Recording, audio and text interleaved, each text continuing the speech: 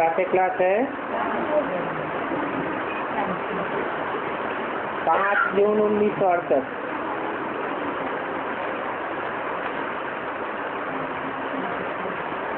बाप कहे बच्चों को आत्माभिमानी अथवा देही अभिमानी हो बैठो, क्योंकि आत्मा में ही अच्छी व बुरे संस्कार भरे जाते हैं।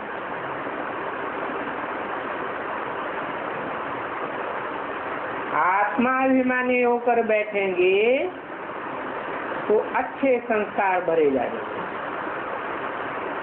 और देह अभिमानी होकर बैठेंगे तो खराब संस्कार भरे जाएंगे।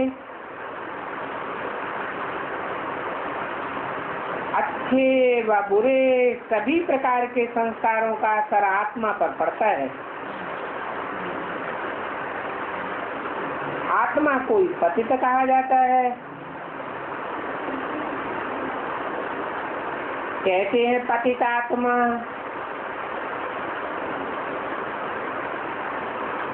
आत्मा ही पावन बनती है, तो जरूर जीव आत्मा ही होगी ना। और जीवात्मा जीवन के साथ होगी, शरीर के साथ होगी। तो पहली बात कहते हैं आत्मा होकर के बैठो। अपन को शरीर नहीं,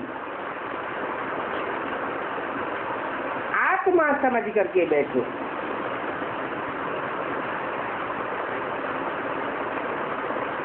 आत्मा ही इन आर्गन्स को चलाती है।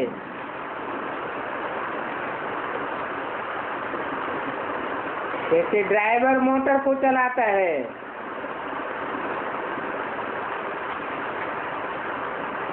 तो घड़ी घड़ी अपन को आत्मा समझने से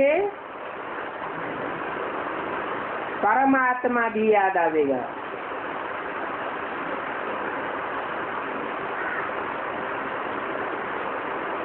आत्माओं का बाप है ही परमपिता परमात्मा।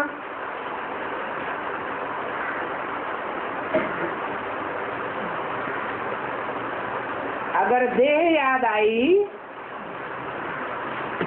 तो देह का बाप याद आवेगा।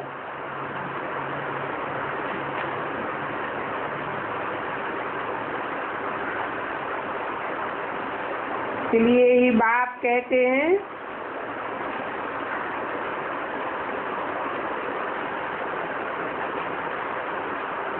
आत्माभिमानी बनो। बाप पढ़ाए रहे हैं और ये पहला सबक पढ़ाए रहे हैं। रोज रोज ये सबक पढ़ाना पड़ता है। क्यों? एक लेसन, एक सबक एक बार 2 बार रिवाइज कर दिया, रोज रोज क्यों सिखाना पड़ता है? इसका कारण क्या है?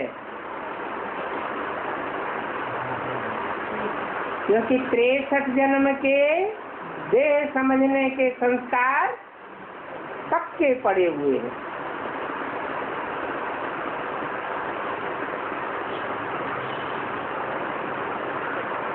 तुम आत्मा तो अविनाशी हो,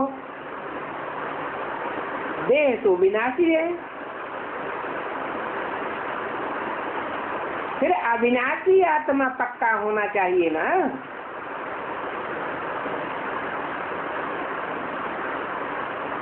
अविनाशी आत्माओं को अविनाशी परमात्मा ज्ञान देने आए हैं।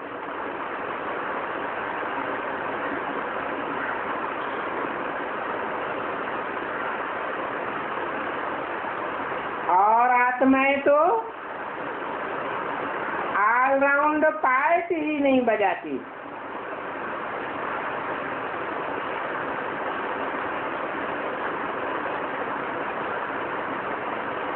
अंतर्मुखी स्मृति में सदैव रहती भी नहीं है।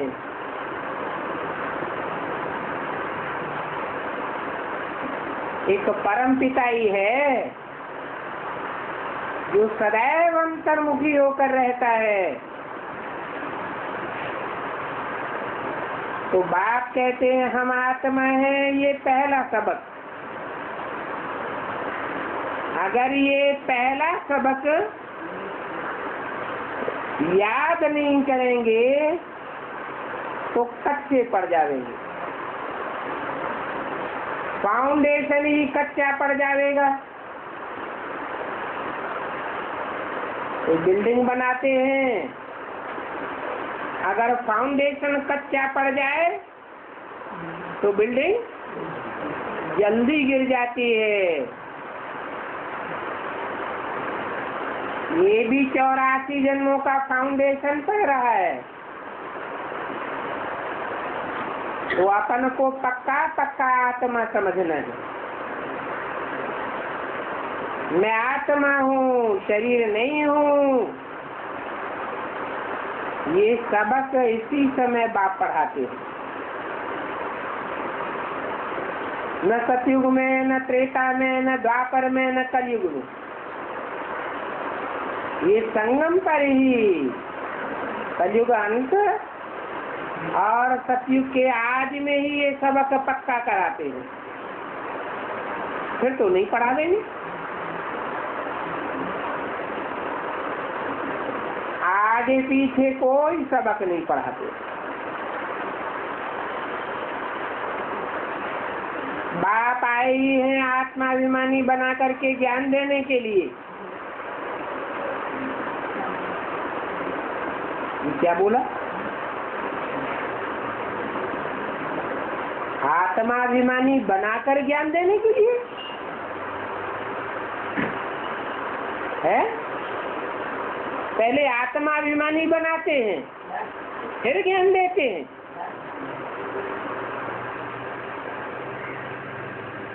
ज्ञान देने के साथ साथ आत्माभिमानी नहीं बनते क्या?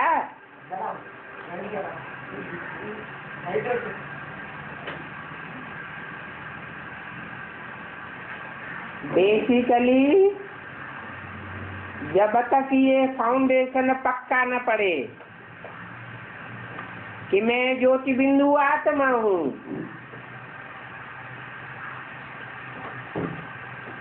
तब तक बाप की पढ़ाई पढ़ ही नहीं सकते। अम्मा की पढ़ाई पढ़ेंगे बेसिक नॉलेज, लेकिन बाप की एडवांस नॉलेज नहीं पढ़ सकते।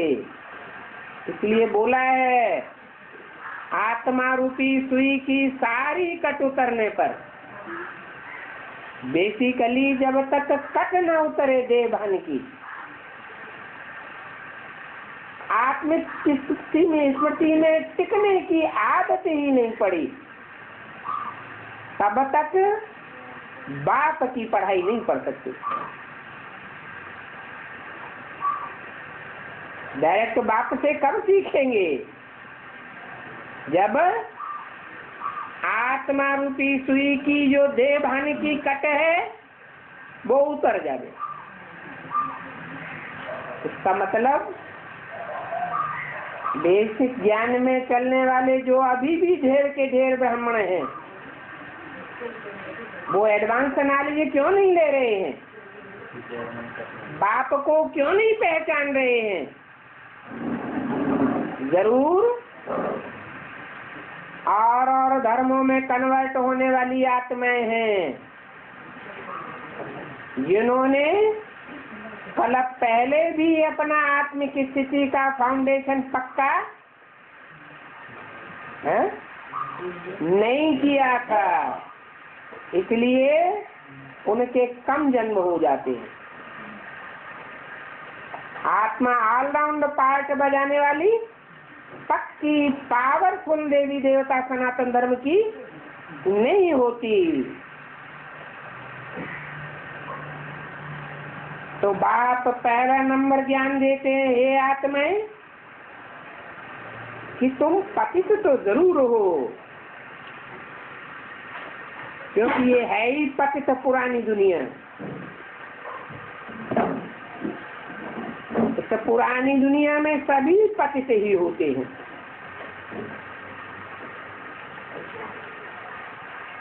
प्रदर्शनी में भी तुम बच्चे बहुतों को समझाते हो, प्रश्न आदि करते हैं,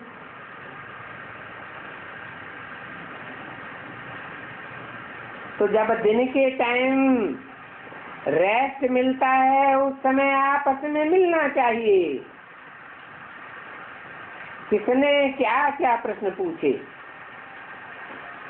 और फिर हमने क्या क्या समझाया,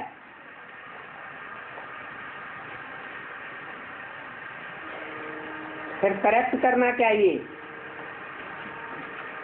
समझाना है, इस पर ऐसे नहीं समझाना चाहिए। समझाने की युक्ति सभी की एक नहीं होती है। मूल बात है अपन को आत्मा समझो, देह नहीं। क्योंकि दो बात सभी को जरूर हैं, और जो भी देहधारी बाप हैं उनका लौकिक बाप भी जरूर है, पारलौकिक भी है। एक है बड़ा बेहद का बाप। क्या बेहद के बाप भी दो हैं। एक है बड़ा बेहद का बाप, इस बात में बड़ा है, और एक है छोटा।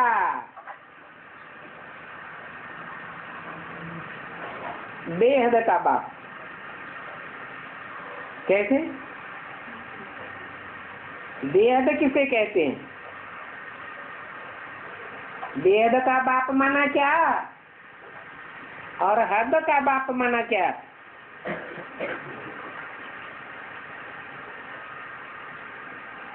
एक दो चार 8 10 15 20 करोड़ 2 करोड़ का बाप है तो क्या कहेंगे? हद का बाप। और जो 500 700 करोड़ जो भी हैं उन सब का बाप है तो बेहद का बाप।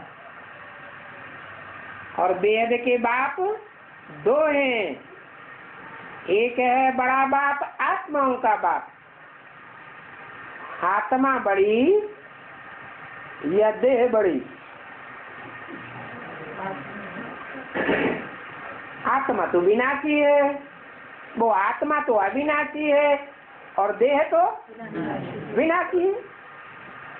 आज है कल नहीं रहेगी।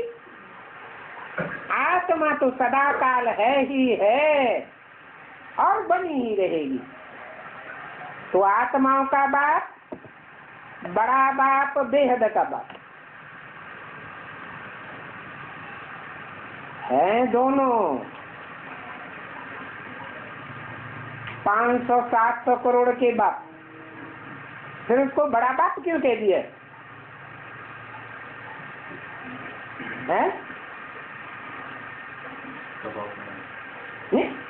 दोनों बेहद के बाप 500 700 करोड़ के बाप है, फिर उसको बड़ा बाप क्यों कह दिया जो आत्माओं का बाप है? नहीं,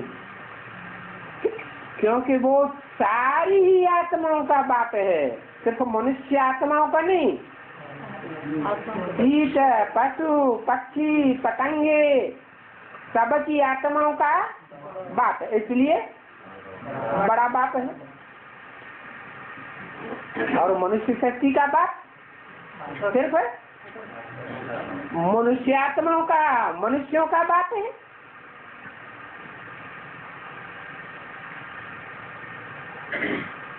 हद का बाप तो कामन होता है, वो सबको है, परंतु यहाँ तुमको मिला है बेहद का बाप। ये तुमको मिला है, सबको सबको नहीं मिला है। तो नशा करना चाहिए ना। तुम जानते हो वो बेहद का बात हम आत्माओं को बैठ समझाते हैं। बैठ क्यों?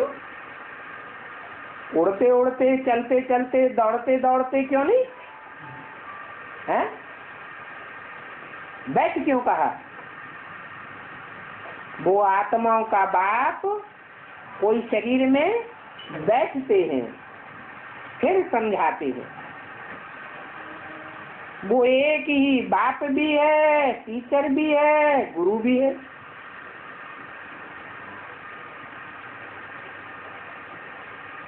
उसके साथ हमारे कितने संबंध हैं?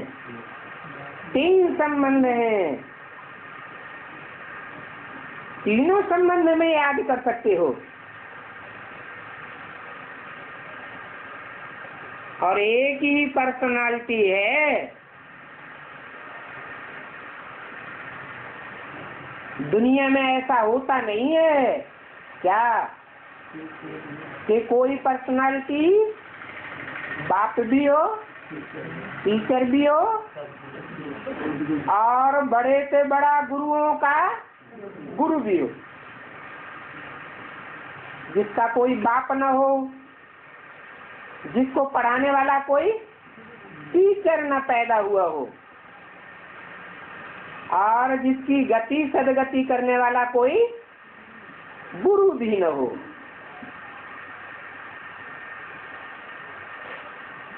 तो ये बात पक्का कर देना चाहिए। जब तुम किसको समझाते हो तो जो जो प्रश्न तुमसे पूछते हैं उस पर आपस में बैठना चाहिए। है? संडे संडे संगठन होता है। 7 दिन के बाद संगठन करते हैं ना। तो संगठन क्लास में 7 दिन में जो भी सेवा की है, उस सेवा के क्षेत्र में जिन्हों जिन्हों से जो जो प्रश्न पूछे गए हैं वो क्लास में सबके सामने रख देना चाहिए। और ये भी बताना चाहिए कि हमने उसका क्या जवाब दिया या नहीं दिया। हर एक सुना दे।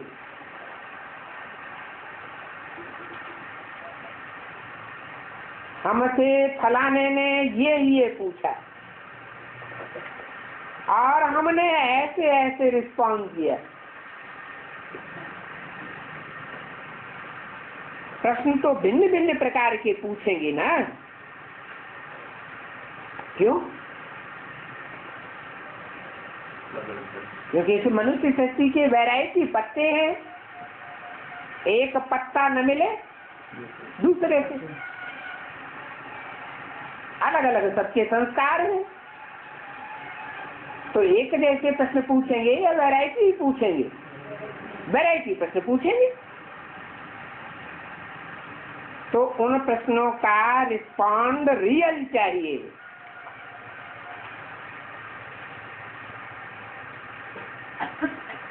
रियल रिस्पॉन्ड मिलेगा तो वो आत्माएं कटित में आ देंगी, खिंचेंगी। देखना चाहिए हमने उनको कटित में लाया, हमारे प्रश्न के जवाब से सेटिस्फाई हुआ, प्रसन्न हुआ।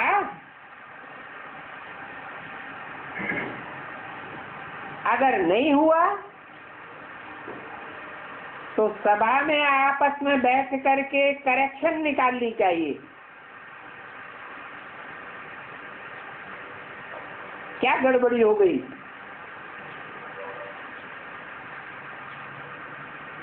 जो होशियार हैं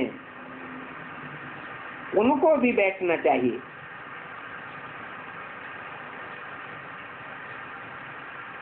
आप आपस में छोड़ बिछोड़ नहीं हो जाना है। छोड़ बिछोड़ क्या होता है? संगठन क्लास होता है तो कोई आते हैं, कोई नहीं आते हैं। कोई महीने के 4 संगठन में एक बार ही आते हैं या कोई बिल्कुल नहीं आते हैं। तो पारिवारिक स्नेह से छुड़ गए, बिछुड़ गए या रह गए? बिछुड़े हुए कहेंगे। तुम बच्चों को तो टाइम मिलता है दिन के समय,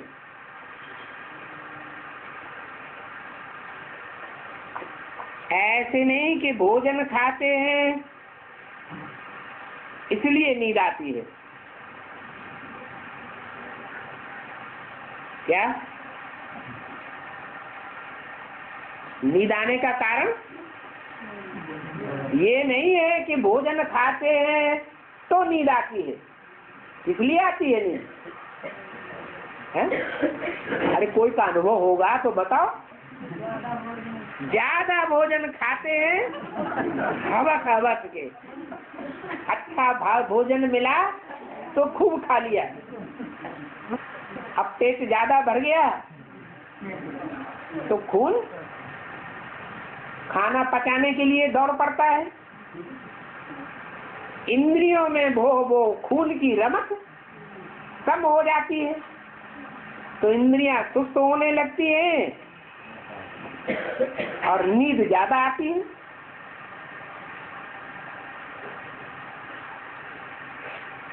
तो ये पॉइंट नोट करो। क्या ज्यादा नींद किनको आती है? ऐसे नहीं कि भाई खाना खाते हैं तो नींद आती है, नहीं। बहुत भोजन खा लेते हैं तो नींद आ जाती है। देवताएं बहुत खाना खाते होंगे या थोड़ा खाते होंगे? ऐसे नहीं कि देवताएं खाना खाते ही नहीं है, अच्छे अच्छे भोजन खाते हैं, हैं? 36 प्रकार का रस उनको मिल जाता है, मिलता रहता है, मुहैया, लेकिन फिर भी खाते बहुत थोड़ा हैं, इसलिए देवताओं को नींद नहीं आती है। और हम हैं जिंदगी का कम से कम 1/3 हिस्सा, 1/3 हिस्से से ज्यादा तो नींद में ही चला जाता है।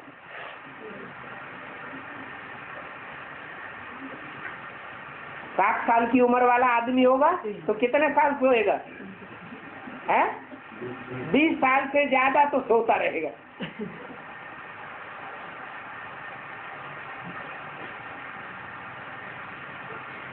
तो देखो देवताओं का बहुत थोड़ा भोजन होता है क्योंकि खुशी ही उनकी खुराक है।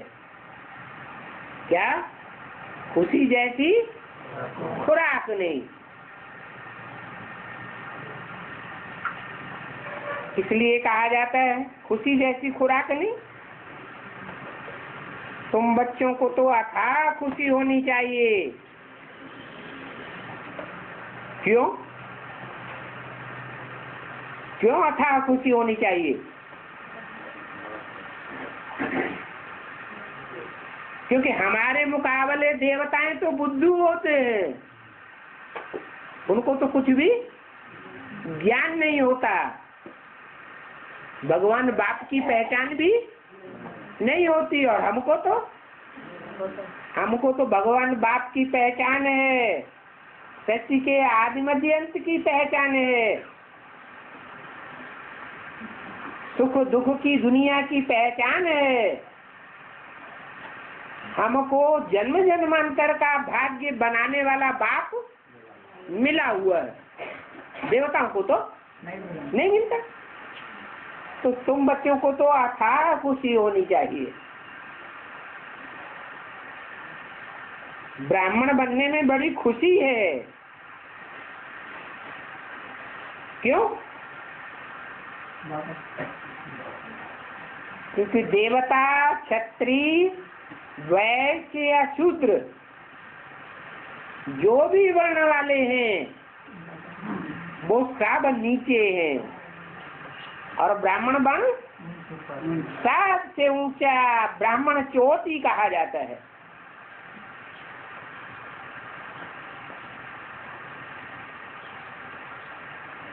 चोटी में गांठ बांधते हैं तो शिवलिंग बन जाता है। अब हमारी कोई स्थूल चोटी की तो बात है नहीं, यहाँ कौन सी गांठ बांधने की बात है? बाप की स्मृति की गांठ बंधी रहे।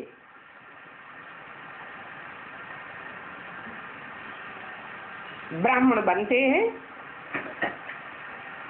तब ही उनको खुशी मिलती है। क्या कहा?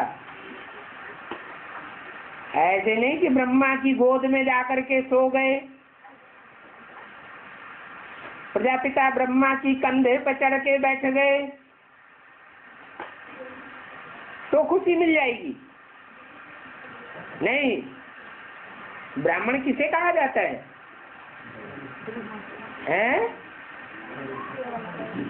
ब्रह्मा की औलाद ऐसी बने जो पवित्र बने, और जो बाप कहे वैसे चले।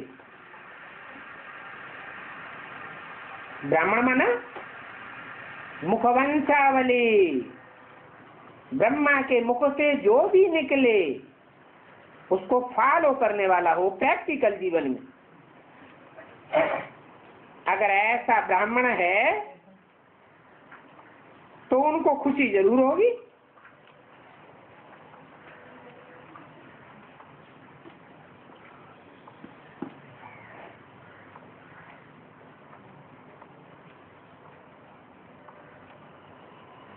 तो देखो, देवताओं को खुशी होती है, परंतु देवताओं से ज्यादा खुशी तुमको होनी चाहिए। देवताओं के पास तो धन माल महल बहुत कुछ होता है। दुनिया की जनसंख्या थोड़ी होती है और सारी दुनिया का धन माल महल कहाँ पहुंच जाता है? किसके पास? देवताओं के पास। सोना चांदी हीरे जवाहरात, वैल्यू ही नहीं, ढेर के ढेर।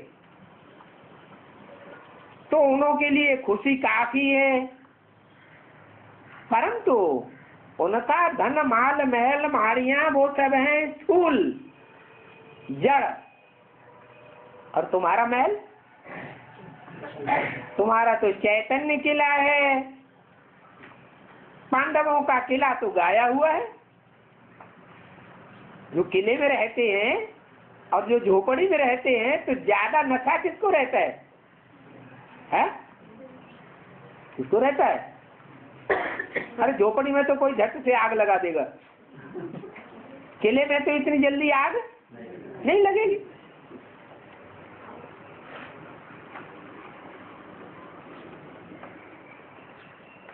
तो देवताओं को खुशी बहुत है, खुशी में खाना भी बहुत थोड़ा खावेंगे।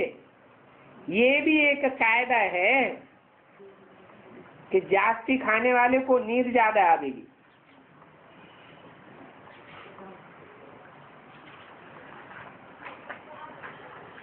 जिसको जास्ती नींद आती होगी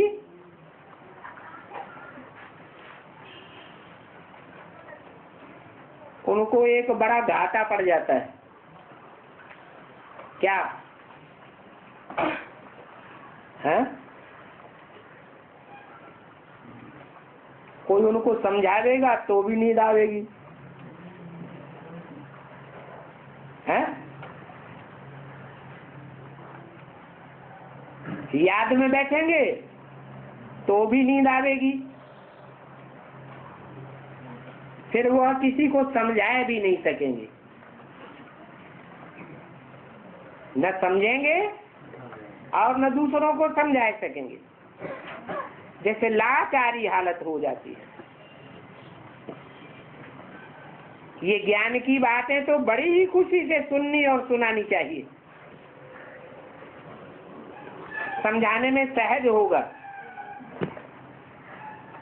कब है? अरे किसी को समझाने में ये ज्ञान सहज कब होगा? अगर भोजन कम करेंगे तो। डट के भोजन कर लेंगे तो कोई को समझाए भी नहीं सकेंगे। और समझाने में भी मूल बात है कोई को बाप का परिचय देना।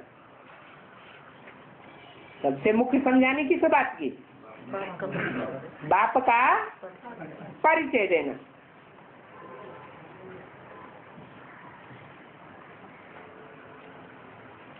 ब्रह्मा को तो कोई जानते ही नहीं है, ये भी समझते हो।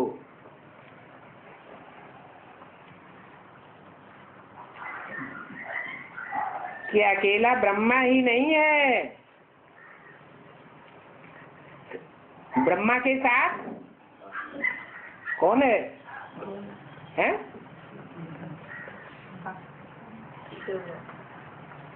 तो निराकार है, ब्रह्मा तो साकार है, लेकिन ब्रह्मा अकेला है क्या? हाँ, ब्रह्मा के साथ तो कौन है? अरे ब्राह्मण तो बाद में हुए, पहले कौन है? अरे ब्रह्मा माना क्या? बड़ी अम्मा। तो बड़ी अम्मा क्या पहले से ही विधवा है? हाँ, ब्रह्मा अकेला नहीं है, प्रजापिता ब्रह्मा, सब भूल जाते हैं।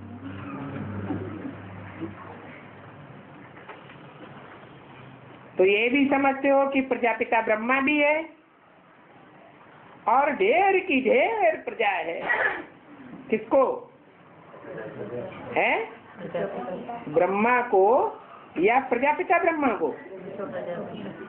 ढेर की ढेर प्रजा किसको है? ब्रह्मा कोई एक का नाम नहीं है, ब्रह्मा तो 4-5 हुए।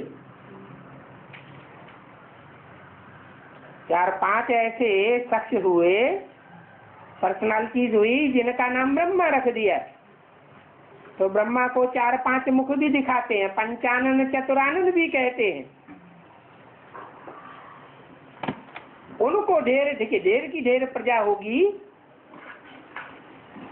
या उनका जो प्रजापिता है उनको ढेर की ढेर प्रजा है। किसको है? प्रजापिता को तो ढेर की ढेर प्रजा है। तो बताओ ये प्रजापिता ब्रह्मा कैसे होगा? हैं? क्या कहा? इस बात पर बहुत अच्छी रीति समझाना चाहिए कि ये प्रजापिता ब्रह्मा कैसे बना, कैसे हुआ। बहुत अच्छी रीति समझाना है। कौन समझाएगा? अरे हैं? प्रजापिता ब्रह्मा कैसे बना? अरे मुरली में बोला हुआ है ना। हाँ, ब्राह्मण बनने बगैर प्रजापिता था क्या? प्रजापिता पहले ब्राह्मण होना चाहिए। ब्राह्मण माने ब्रह्मा की औलाद। पहले ब्रह्मा की औलाद बने, ब्राह्मण बने, फिर क्या बने? फिर प्रजापिता बने। अरे तो ब्रह्मा पहले हुआ या पहला ब्राह्मण प्रजापिता पहले हुआ? हाँ, उसको कहते हैं आदि देवी, आदि शक्ति। क्या कहते हैं? आदि देवी, आदि शक्ति। परंतु आदि देवी आदि शक्ति को भगवान तो नहीं कहा जाता। भगवान कहते हैं क्या? भगवान बड़ा या आदि देवी आदि शक्ति बड़ी? क्यों? क्योंकि ब्रह्मा के मुख से ही निकला, ब्रह्मा के मुख से निकला तब ब्राह्मण बना, ब्रह्मा मुखवंशावली बना, ब्रह्मा के मुख से सच्ची बात निकली। दादा लेखराज को साक्षात्कार हुए ना, तो दादा लेखराज के मुख से जो ज्ञान जो बात साक्षात्कार की निकली वो दादा लेखराज ब्रह्मा नहीं हुआ आदि। ब्रह्मा जैसा शब्द है बड़ी माँ, तो अर्थ के अनुसार वैसा प्रैक्टिकल में भी तो होना चाहिए। क्या प्रैक्टिकल में होना चाहिए? ब्रह्मा शब्द निकला है तो बड़ी माँ स्त्री चोले में होनी चाहिए। तो दादा लेखराज के मुख से साक्षात्कारों को लोगों को सुनाया गया तो कुछ भी असर नहीं हुआ। बड़े बड़े विद्वान पंडित आचार्यों से गुरुओं से पूछा, कोई फैसला नहीं हुआ। फिर वही बात दादा लेखराज ने किसको सुनाई है? गीता माता को सुनाई।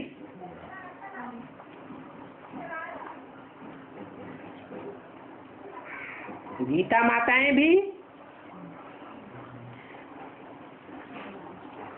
एक होती है या दो होती है?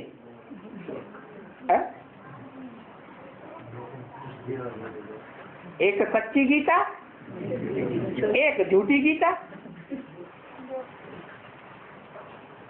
सच्ची गीता से 1 सेकंड में ब्रह्मा से विष्णु बन जाता है, और झूठी गीता से है लंबा लंबा सुनाते रहो।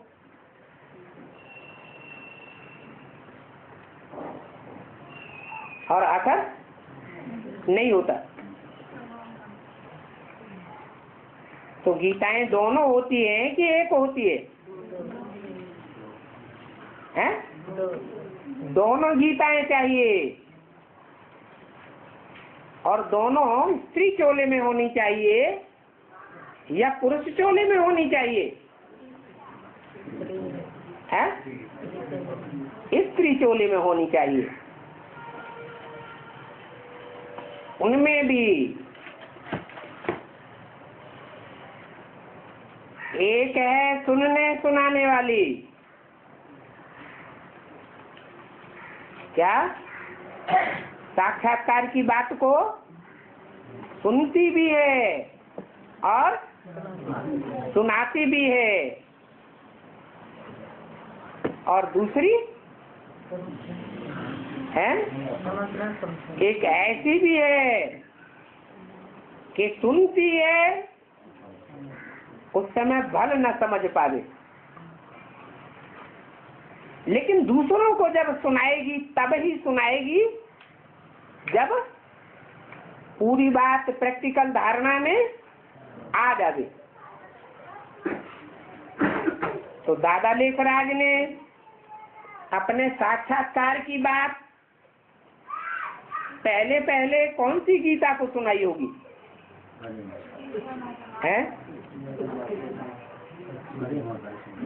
बड़ी माँ को, माने सुनने सुनाने वाली को या समझने समझाने वाली को भी? एक गीता है सिर्फ सुनने सुनाने वाली। जीव बहुत चलती है, जीव लंबी भी बहुत है। कहते ना इसकी जीव तो बड़ी लंबी है, इससे पार पाना, इससे बातें करना बहुत मुश्किल, इसकी बातों का जवाब देना भी मुश्किल। और एक होती है सुनने सुनाने की चित्त के साथ है, समझती भी है, समझाती भी है, क्योंकि प्रैक्टिकल जीवन में धारणा करने कराने वाली है। तो दादा लेखराज ने पहले पहले किसको सुनाया होगा? गीता माता भी तो दो हो गई ना, एक झूठी गीता, एक सच्ची गीता। बड़ी गीता को सुनाया होगा है?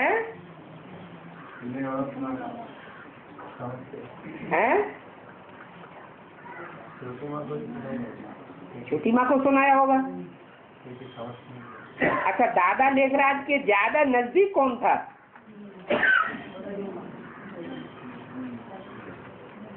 अरे दो माताएं थी ना कलकत्ते में। तो ये बात बताइए, बाबा ने एक एक पुरुष को दो दो तीन तीन पत्नियां होती थी हैं? दूसरी पत्नी को, तीसरी पत्नी को मकान भी बना के दे देते थे अलग।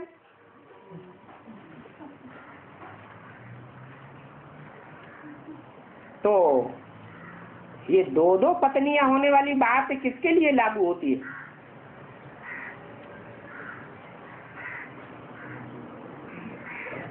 दादा लेखराज ब्रह्मा के लिए या प्रजापिता के लिए? क्यों ब्रह्मा के लिए क्यों नहीं? प्रजापिता को पतित बता दिया, अब ब्रह्मा को पतित क्यों नहीं है? अरे सीढ़ी के चित्र में देखें, कौन खड़ा हुआ है अंतिम जन्म में और कौन पड़ा हुआ है? ज्यादा पतित कौन बनता है? प्रजापिता जास्ती पतित बनता है। और ब्रह्मा बाबा इतने पतित नहीं बनते, क्योंकि कृष्ण की सोले है। कृष्ण और क्राइस्ट की राशि मिलाई जाती है। क्रिश्चियंस ज्यादा पतित भी नहीं बनते और ज्यादा पावन भी नहीं बनते। और भारतवासी तो ज्यादा पतित भी बनते हैं तो ज्यादा पावन भी बनते हैं। तो अंतिम जन्म में प्रजापिता वाली आत्मा कहाँ की वासी थी? दुनिया का सबसे बड़ा वैश्यालय कहाँ बताया? कलकत्ते। तो साबित होता है कि दो पत्नियां थी। तो ब्रह्मा बाबा ने अपने साक्षात्कारों की बात पहले किसको सुनाई होगी? हाँ, दो गीताएं हो गई ना हैं? बड़ी कौन और छोटी कौन?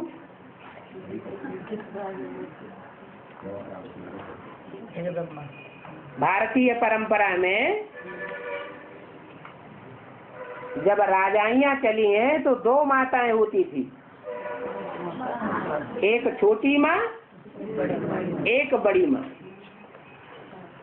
छोटी माँ राजा के साथ साथ कुर्सी पर राजलक्ष्मी बनकर बैठती,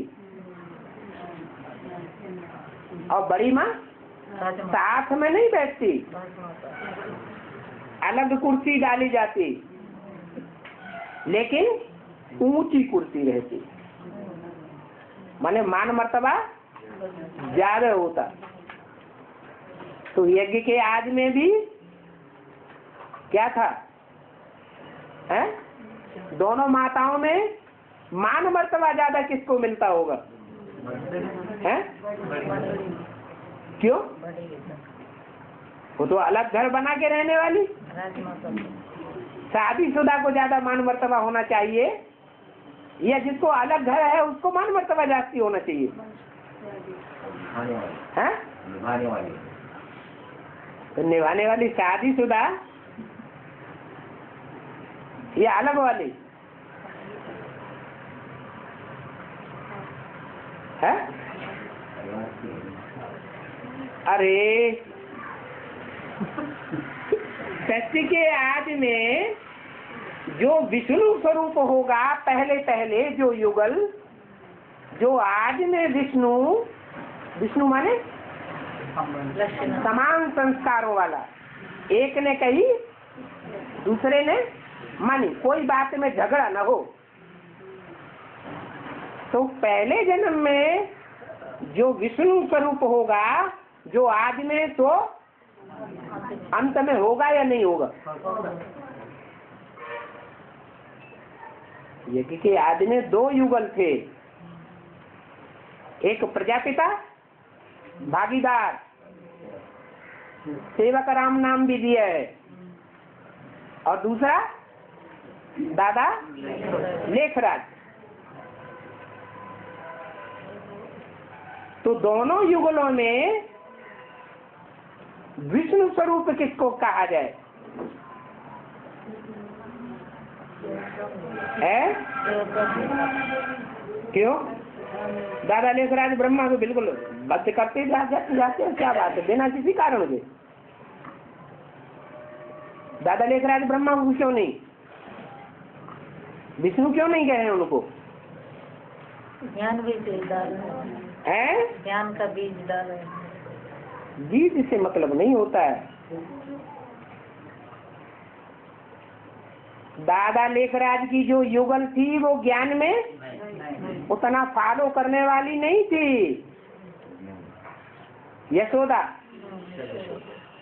को तो पुष्करणी ब्राह्मण बनकर के पीछे पीछे चल रही थी। जो भागीदार था उसकी पत्नी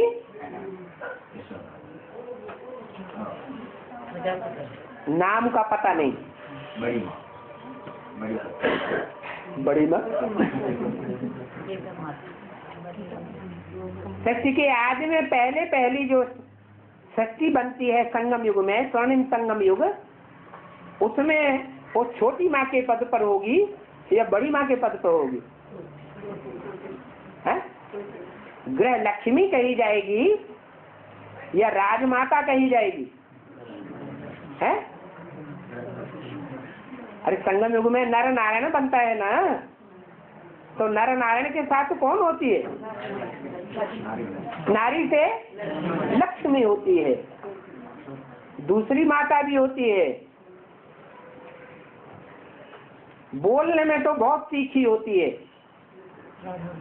लेकिन धारणा में थोड़ा चूक हो जाती है। इसलिए लक्ष्मी पद नहीं बनता है। कौन सा पद बनता है? जगदम्बा बनती है, सब धर्मों की माता बनती है, लेकिन सनातन धर्म के जो देवी देवताएं वाली आत्माएं हैं, भारत माता नहीं बनती। तो यज्ञ के आदि में भी दो माताएं थी।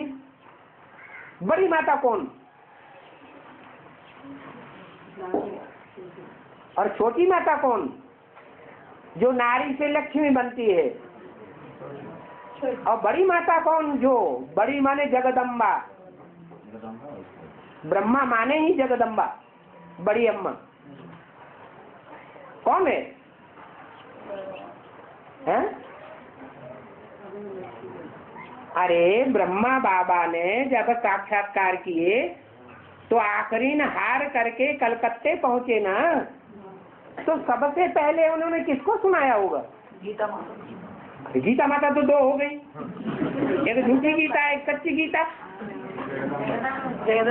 झूठी गीता ऐसा पुरुषार्थ नहीं कर पाती है जो नारी से लक्ष्मी बन जाए, लक्ष्य प्राप्त नहीं हो पाता है, थोड़ी चूक रह जाती है। ज्यादा नजदीक ब्रह्मा बाबा के कौन था? है? जगदम्बा ज्यादा नजदीक थी। अच्छा, प्रजापिता की ज्यादा नजदीक नहीं थी? है? बताओ भाई। प्रजापिता की दो पत्नियां थी या ब्रह्मा की दो पत्नियां साबित हो रही हैं? तो प्रजापिता के नजदीक थी दोनों, या ब्रह्मा के दोनों नजदीक थी? है? अरे पत्नियां किसकी थी? प्रजापिता। पति तो होता है, उसकी पत्नियां साबित होती है,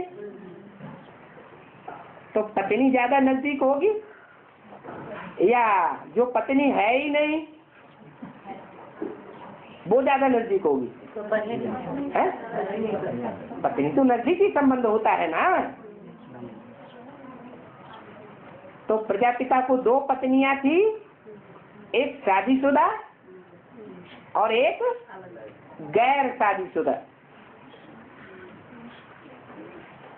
तो ब्रह्मा बाबा ने अपने साक्षात्कार किसको सुनाए होंगे? जो शादीशुदा पत्नी थी वो उनकी बड़ी बहन थी, जिस बड़ी बहन को दादा लेखराज ने अपनी कन्या भी अर्पण की हुई थी। क्या कि तुम इसका जीवन संभालो।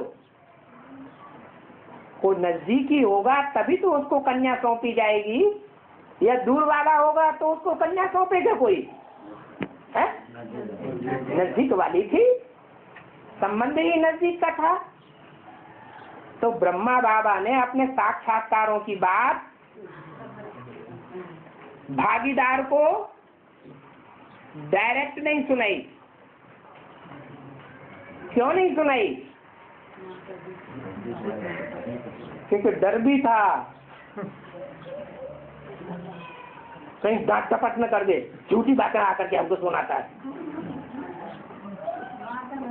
क्योंकि बाबा चारों तरफ घूमते रहे, कोई गुरु ने उसकी बात का समर्थन नहीं किया,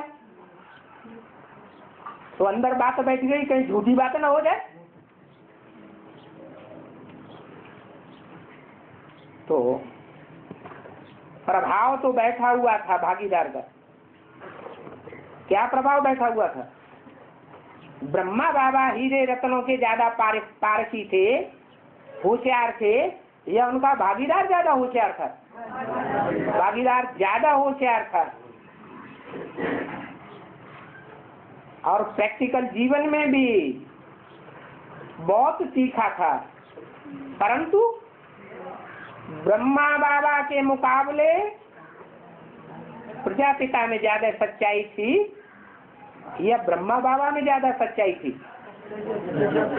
क्यों? अगर सच्चाई होती तो उनकी दुकान में चलती है? वो काहे के लिए छोटी सी दुकानियां रख करके बैठे रहे अंत तक? आखिरी में ब्रह्मा बाबा को दया आ गई और उनको अपनी दुकान में मैनेजर रख लिया, नौकर बना लिया। है?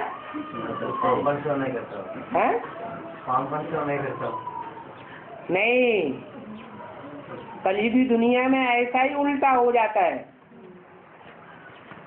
जो सच्चा व्यापारी होता है वो करोड़पति अरबपति नहीं बन सकता। जो झूठा होता है वो करोड़पति अरबपति जल्दी बन जाता है। ऐसा ही उन दोनों के जीवन में हुआ।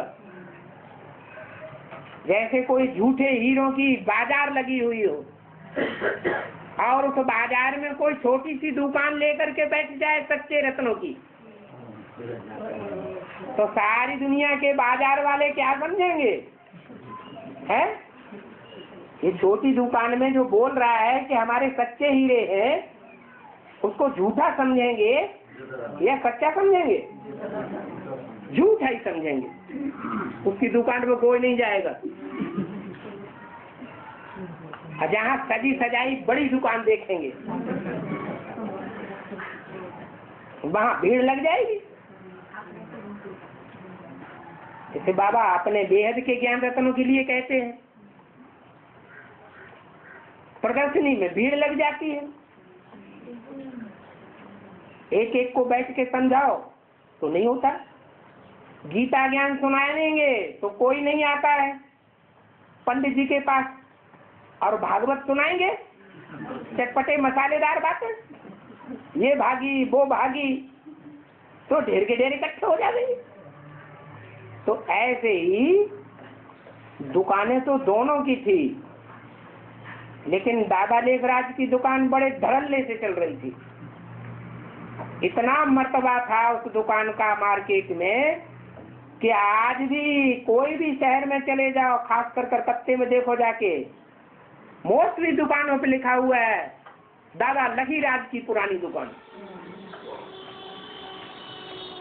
जैसे लखीराज का पता भी नहीं।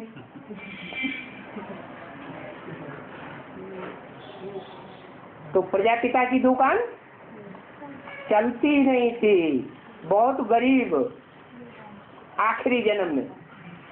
और दादा लेखराज बड़े बड़े साहूकार। फिर भी आखिरी तो रामकृष्ण की आत्माएं है ना, तो भागीदार को अपनी दुकान में ज्यादा होशियार समझ करके भागीदार बना लिया कि धन संपत्ति दुकान में हमारी रही और मेहनत सारी तुम्हारी रही। खुद विरक्त हो गए। कौन? ब्रह्मा बाबा।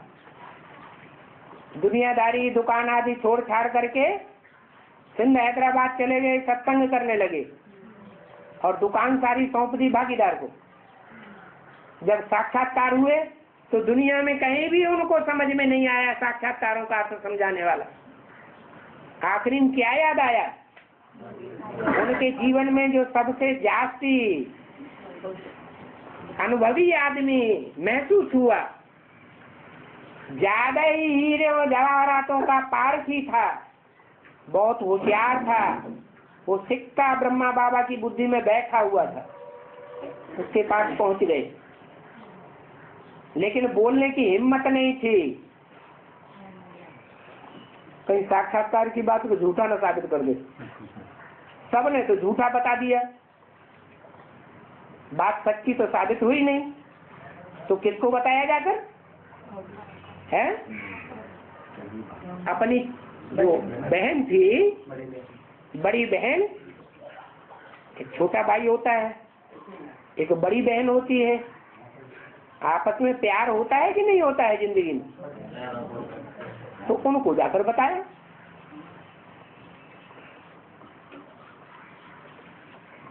निर्मल शांता दादी भी उस समय बड़ी बहन के घर में ही पल रही थी,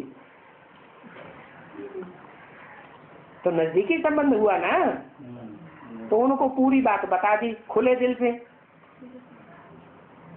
अब वो जिस माता को बताई, छोटी माँ को, वो आखिरी जन्म में उदार हृदय वाली होगी या ईर्ष्या देश वाली माता होगी? है? आखिरी जन्म में। अरे ये भी सोचने की बात है।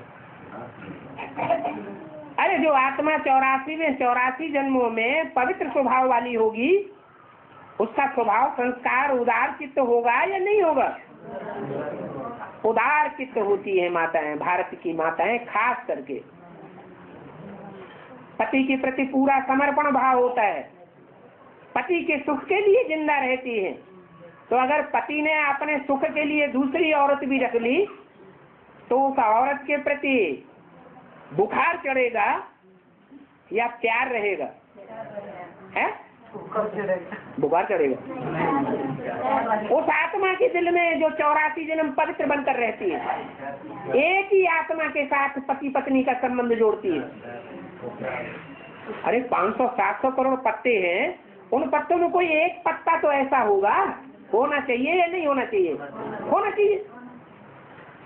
तो ऐसी आत्मा के दिल के अंदर दूसरी पत्नी के प्रति बुखार पैदा होगा कि नहीं होगा? अरे एक आवाज से नहीं बोलते? भले कलयुग है तो भी बुखार पैदा नहीं होता है, प्यार से रहती है, बहन समझ करके। तो सारी बात दादा लेखराज की सुनाई हुई, किसको सुना दी? है? बड़ी माँ को सुना दी। और बड़ी माँ तो बोलने वाली, बल बल बल बल बल बल प्रजापिता को भागीदार को सुना दी। जिस समय भागीदार को सुनाई उस समय तीनों ही आत्माएं मौजूद थी।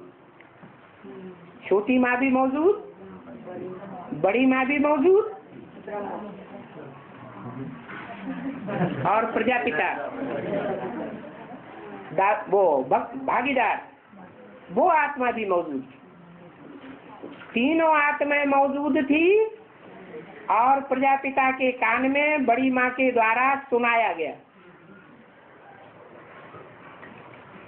तो जब सुनाया जाता है और सुनने वाला सुनता है, सुनाने वाला सुनाता है, तो उसी एक सेकंड में सुनने, सुनाने और सुनने और समझने की प्रक्रिया एक साथ हो सकती है कि नहीं है? हो सकती है। उसी एक सेकंड में परमात्मा शिव ने प्रजापिता में प्रवेश करके दादा लेखराज के साक्षात्कारों का अर्थ बता दिया। जो अर्थ बताया उस अर्थ को गहराई से सुना किसने और सुनने के साथ साथ गुना किसने। एक होता है सुनना सिर्फ और एक होता है सुनने के साथ साथ अंदर धारण करके रख लेना और उस पर अंदर अंदर तब तक विचार करना जब तक फैसला न हो जाए। तो गहरी माता कौन हुई? छोटी माँ गहरी निकली। साक्षात्कारों का तो सुना भी लेकिन दूसरों को नहीं सुनाया। और बड़ी माँ ने सुना भी और दूसरों को सुनाई भी दिया। समझी नहीं, फैसला भले नहीं किया कि राइट क्या है और कैसे राइट है, लेकिन सुनाना शुरू कर दिया। तो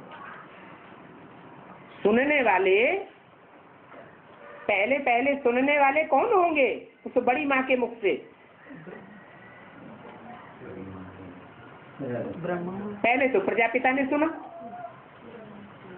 ना, तो ब्राह्मण तो बन गया पहला है। प्रजापिता पहला ब्राह्मण बन गया। जो पहला ब्राह्मण तो पहला देवता बनेगा, पहला देवता तो पहला क्षत्रिय, पहला क्षत्रिय तो पहला वैश्य और पहला वैश्य तो पहला शूद्र, फिर पहला ब्राह्मण। ये तो चक्कर चलता रहता है। लेकिन पहले ब्राह्मण ने जो सुना और समझा उस स्टेज में, उसके बाद फिर कौन आया होगा? ये तो त्रिमूर्ति हो गई। क्या? जिस समय परमात्मा शिव ने प्रवेश किया उस समय तीन आत्माएं मौजूद थी। शिव अकेले नहीं आते हैं, किसके साथ आते हैं? तीन मूर्तियों के साथ आते हैं। तीनों मूर्तियां थी, छोटी माँ भी थी, बड़ी माँ भी थी और दादा लेखराज का जो भागीदार था वो भी मौजूद था। तो बड़ी माँ ने पहले किसको सुनाया होगा?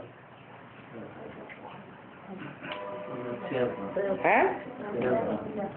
सुनाया होगा। माने दादा लेखराज जो है, जो सतयुग में कृष्ण बन करके पैदा होगा,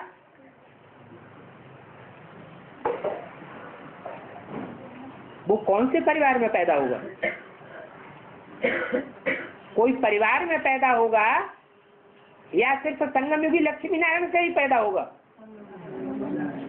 है? कृष्ण वाली आत्मा को पालने वाले परिवार में कोई लोग होंगे या नहीं होंगे? है? तो वो बड़े हो गए या कृष्ण बड़ा हुआ? कौन बड़े हो गए?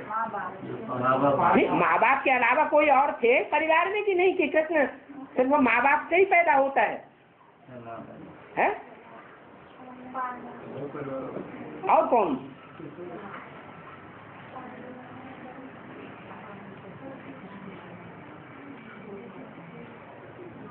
कृष्ण की आत्मा तो चंद्रमा है, सूर्य सूर्यवंशी तो नहीं है। बड़े सूर्यवंशियों का परिवार होगा या चंद्रमा का परिवार होगा?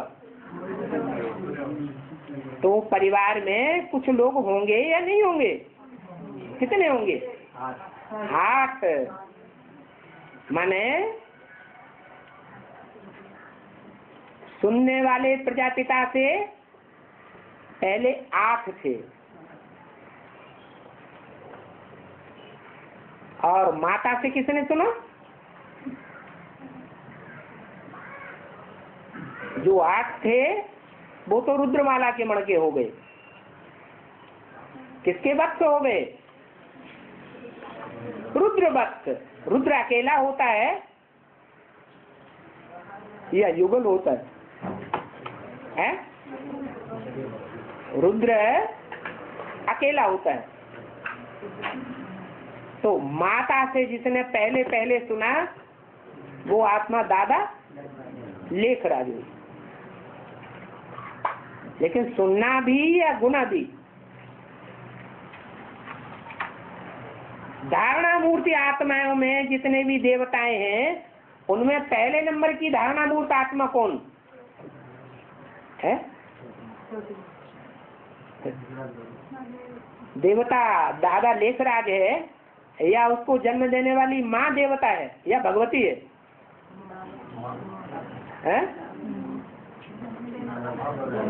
माँ तो भगवती हो गई, भगवान भगवती का टाइटल हो गया।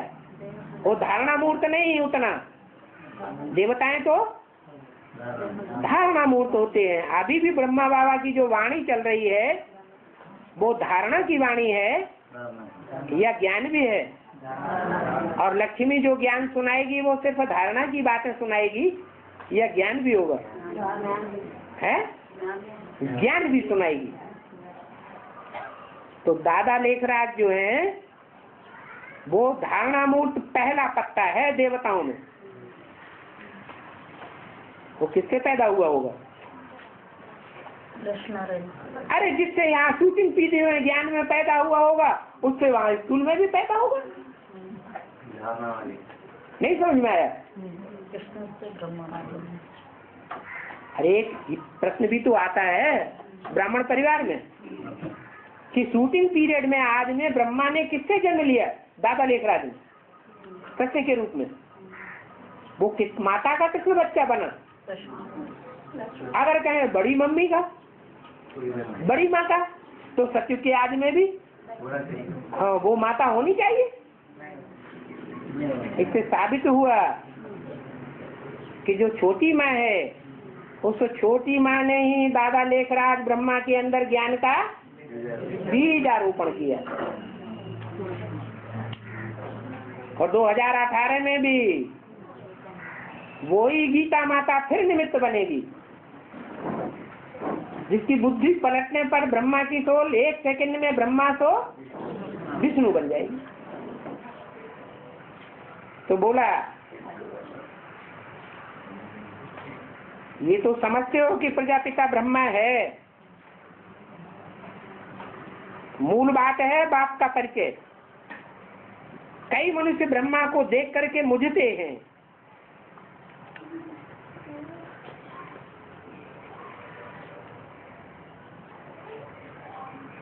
ब्रह्मा को कोई जानते नहीं है। प्रजापिता को ढेर की ढेर प्रजा है, परंतु ये प्रजापिता ब्रह्मा कैसे होगा इस पर बहुत अच्छी रीति बैठ समझाना है। अभी तक समझाया कोई ने नहीं। कौन से संत तक की बात बताई?